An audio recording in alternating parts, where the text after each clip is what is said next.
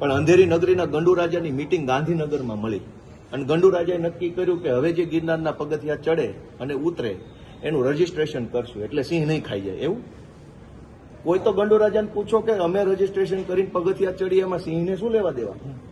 સિંહ તો જેને ખાવાનો છે ખાઈ જશે.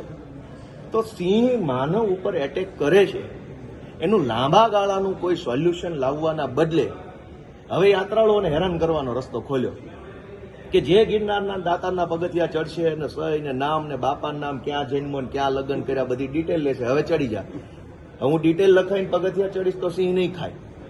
ડિટેલ લખાયા વગર જો હું ગિરનાર ઉપર ચડ્યો તો સિંહ મને ખાઈ જશે. કોઈ તો સમજાવવાના કે કઈ દુનિયામાં જીવો છો. આજે સિંહની વસ્તી વધી. આજે માનો કે સરકારના ચોપડે 1500 સિંહ છે. જે દિવસે 4000 થઈ જશે ત્યારે શું આપણે ઘરે જવાનું રજીસ્ટ્રેશન કરાવવાનું? આપના પોતાના પ્લેટફોર્મ લલકારને લાઈક કરો, ફોલો કરો, સબસ્ક્રાઇબ કરો અને શેર કરો.